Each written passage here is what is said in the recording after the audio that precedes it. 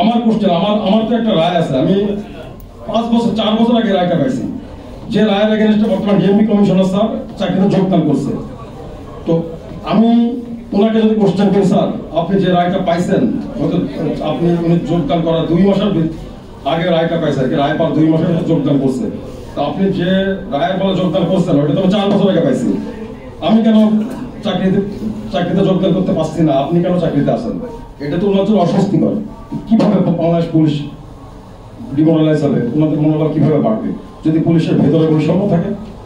যদি উনি আমার ডিএমপির উনি গার্জিয়ান, ওনার আন্ডারে 40,000 ফোর্স আছে, ওনার রেশন আর আমার রেশন সেম, আমরা দুজন সেম রেশন করি।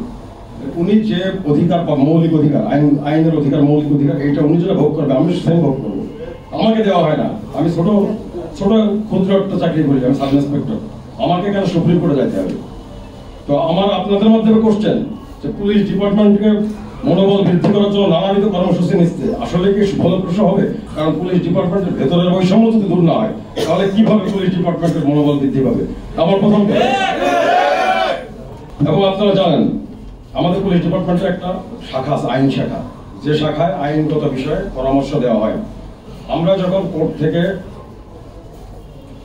নির্দোষ প্রমাণিত হয়ে চাকরিতে যোগদানের আদেশ পাই, ওইখানে যে আইন কর্মকর্তা স্যার আছেন, উনি হলো ওনার ডেজিগনেশনে লেখে উনি অতিরিক্ত জেলা জজ। জেলা জজের দেওয়া রায়ের এগেইনস্টে উনি পরামর্শ দেয় আপিল করার জন্য। এটা হাউ ইজ ইট পসিবল? কিভাবে সম্ভব? কারণ জেলা জজের রায় একজন অতিরিক্ত জজ প্রত্যাখ্যান করতে পারে না। আমরা দেখছি আমার পুলিশ ডিপার্টমেন্টে এটা আছে, উনি এটা প্রত্যাখ্যান করেন। আমি এই বিষয়ে আপনাদের কাছে আপনাদের মাধ্যমে আমার ডিপার্টমেন্টে জানতে চাইবো। আমি জানি না এই বক্তব্য দেওয়ার পর আমার কি অবস্থা হবে, আমি জানি না, তারপরে আমার বলতে হচ্ছে, কারণ আমি পুলিশের চাকরি করি শুধুমাত্র আমি আমাকে উৎসর্গ করিনি আমার ডিপার্টমেন্টের জন্য, আমার পরিবারে উৎসর্গ করে। আমি সেম স্কেলের বেতন পেয়ে অন্য ডিপার্টমেন্টে সবাই 8টা টু 5টা ডিউটি করে, তারা শুক্র শনি ছুটি পায়, সরকারি ছুটিগুলো পায়, বাট আমরা পাই না।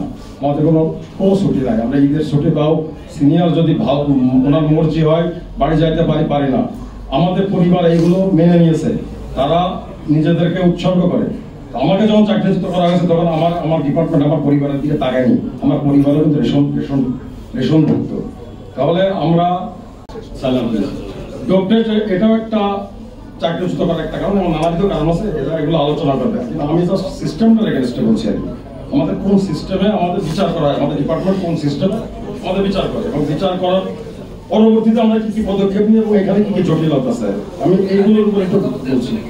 আর দোষের ব্যাপারগুলো, কারণগুলো এরা বলবে আরো অনেকে আছে।